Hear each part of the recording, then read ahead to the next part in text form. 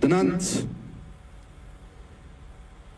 ክስ የተቋረጠላቸው የተሸነፉ ኃይሎች ክስ እንዲቋረጥና ከእስር ቤት እንዲወጡ ሲደረግ ከፍተኛ ቁጣ ቀስቅሷል። ይህ ቁጣ የተቀሰቀሰው በሁለት ቡድኖች ነው። አንደኛው ቡድን ኢትዮጵያ ውስጥ ጭር ሲል የማይወድ ሁልጊዜ ያጋጨ በሰበር ዜና ብር የሚሰበስብ የት እንዳለ የማይታወቅ ካለበት ሆኖ ስንዋጋ ጦርነት አቆሙ የሚል ስናቆም ተዋጉ የሚል አጋጉል ብልጣብልጥነት የሚያጠቃውና እምብዛም ጆሮአችንን የማንገልጥለት ቡድን ነው። ሁለተኛው ቡድን ግን በዜናው ድንገተኝነት የደነገጠ በነበረው ተጋድሎና ሁኔታ ጊዜውን፣ ገንዘቡን፣ ሕይወቱን ለመስጠት የወሰነ ከያለበት ሀገርና ክልል ተሞ ከሀገርና ከሕዝብ ጋር የዘመተ ይህንን እኩይ ጠላት አምርሮ የሚጠላና ከዚህ እኩይ ጠላት ጋር የሚደረግ ማንኛውም ንግግር ኢትዮጵያን ይጎዳል ብሎ የሚያምን ቅን ተቆጪ ነው። የዚህን ቅን ተቆጭ ኃይል መንግስት ሙሉ በሙሉ ይረዳል፣ ያደምጣል፣ ለማስገንዘብም ጥረት ያደርጋል። እነዚህ ቅን አገር ወዳድ ኢትዮጵያውያን በውስጥም በውጭም የሚገኙ የአንዳንዶችን ከኛ ይቅር ማለት አምርረው የጠሉና የደነገጡ ወንድምና እህቶቻችን እንዲገነዘቡልን የምንፈልገው ይህ ጉዳይ እኛም መጀመሪያ ስንሰማው ያስደነገጠ መሆኑን ነው።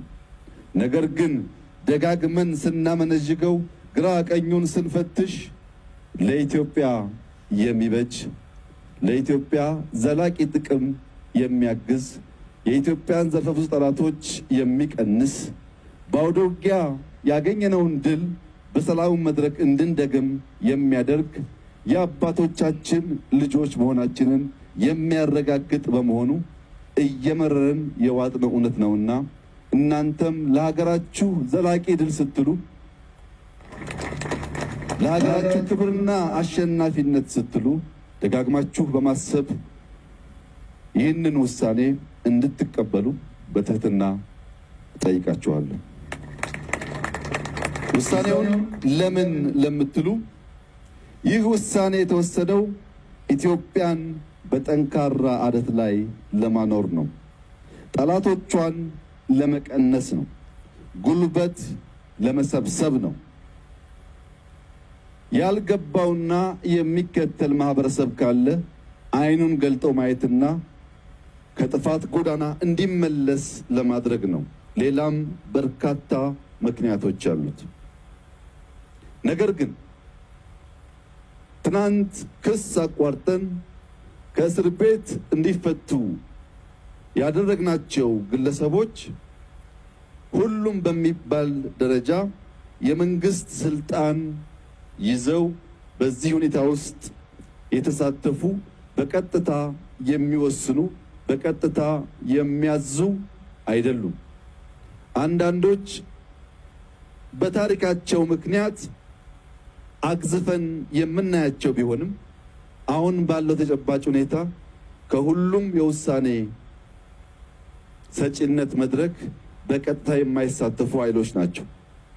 ከዚህም በላይ ኢትዮጵያዊ ማንነታችንና ጀግንነታችን ሽማግሌዎች በእስር ቤት እንዲሞቱ የሚፈልግ የሚፈቅድ አይደለምና ጀግኖች ስለሆንን አዛውንቶች ሲቻል ወደ ገዳም አሊያም ወደ ቤታቸው እንጂ በእስር ቤት እንዳይቆዩ ወስነናል። ይህ ውሳኔ ዛሬ የሚመረን ቢሆንም እንኳ ውሎ ሲያድር ልጆቻችንን የሚያኮራ የኢትዮጵያን አንድነት የሚያጸና መሆኑን ቅንጣት አንጠራጠርም። የተከበራችሁ የኢትዮጵያ ሕዝቦች ከውጭም ከውስጥም